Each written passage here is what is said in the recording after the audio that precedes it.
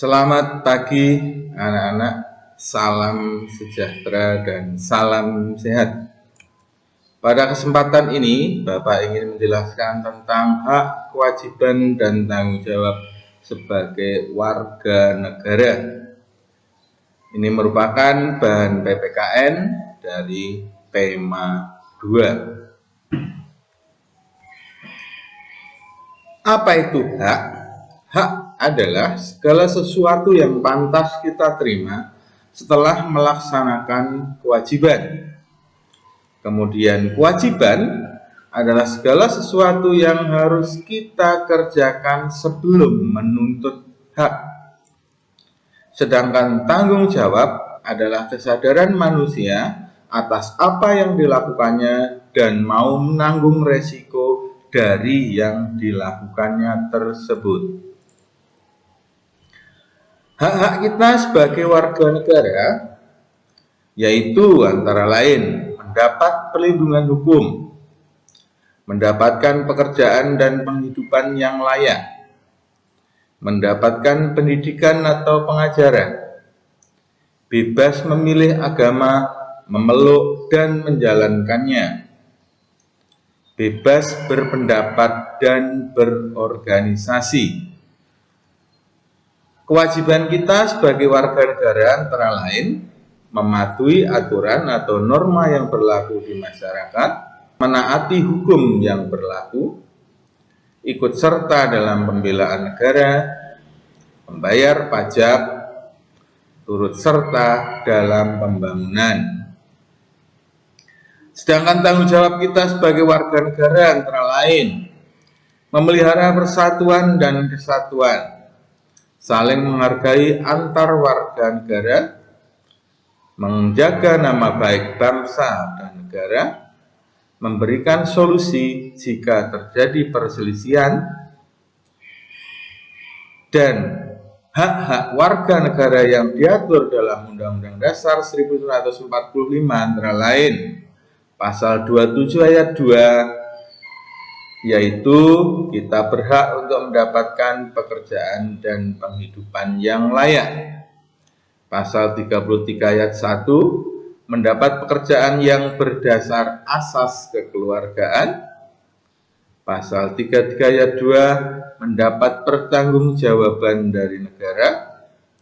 Pasal 33 ayat 3, mendapat jaminan kemakmuran dari negara. Pasal 33 ayat 4, mendapat pekerjaan yang layak. Pasal 34 ayat 1, mendapat pemeliharaan dari negara. Sedangkan kewajiban warga negara yang diatur dalam Undang-Undang Dasar 45 antara lain Pasal 27 ayat 7, yaitu kita berkewajiban untuk bekerja keras. Pasal 33 ayat 1, kita berkewajiban membangun usaha bersama berdasar asas kekeluargaan. Pasal 33 ayat 2, memproduksi sesuatu yang penting bagi negara. Pasal 33 ayat 3, yaitu menjaga kelestarian sumber daya alam. Pasal 33 ayat 4, menjaga keseimbangan dan kesatuan ekonomi nasional. Sedangkan pasal 33 ayat 34 ayat 1, bekerja untuk meningkatkan perekonomian dan mengurangi jumlah fakir miskin. Hak dan kewajiban tanggung jawab peserta musyawarah.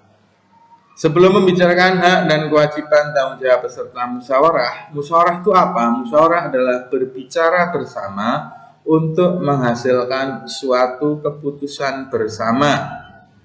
Tujuan musyawarah antara lain untuk mencapai mufakat. Mufakat adalah kesepakatan bersama yang diambil dalam musyawarah.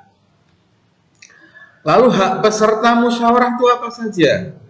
Yang pertama, bisa menyampaikan pendapat, memberikan saran dan kritik, menyetujui atau menolak pendapat orang lain, mendapatkan keadilan dalam bermusyawarah tersebut, dan juga mendapatkan perlakuan yang sama dengan peserta musyawarah yang lain.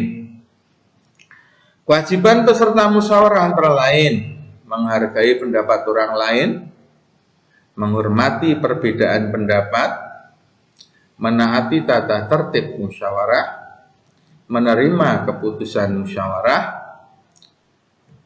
Sedangkan tanggung jawab peserta musyawarah antara lain wajib hadir sebelum acara musyawarah dimulai, ikut serta dalam mengambil keputusan bersama, mematuhi dan melaksanakan hasil keputusan bersama, melaksanakannya dengan ikhlas. Itu namanya kita bertanggung jawab.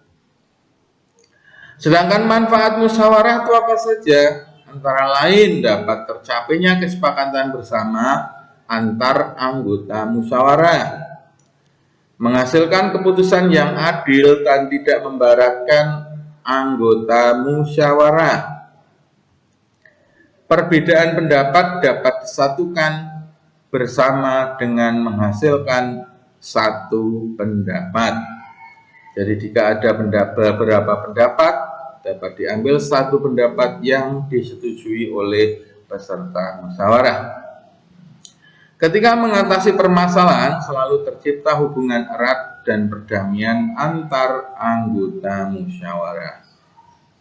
Tercipta suasana tenang dan tidak emosi dalam mengutarakan pendapatnya. Dapat menghormati dan menghargai pendapat orang lain. Itu manfaat musyawarah. Sedangkan ciri-ciri musyawarah yaitu dilakukan demi kepentingan bersama, mudah dipahami, berasal dari hati nurani. Hal-hal yang dapat dimusyawarahkan di lingkungan keluarga, misalnya menentukan pembagian tugas di rumah, menentukan tujuan berwisata bersama keluarga. Yang di lingkungan sekolah, misalnya pemilihan ketua kelas atau pengurus kelas, menentukan kelompok belajar, pembagian tugas piket. Di lingkungan masyarakat, contohnya pemilihan ketua RT, penentuan besar iuran warga, dan lain-lain. Itu beberapa hal yang Bapak bisa sampaikan. Semoga bermanfaat. Terima kasih dan tetap semangat.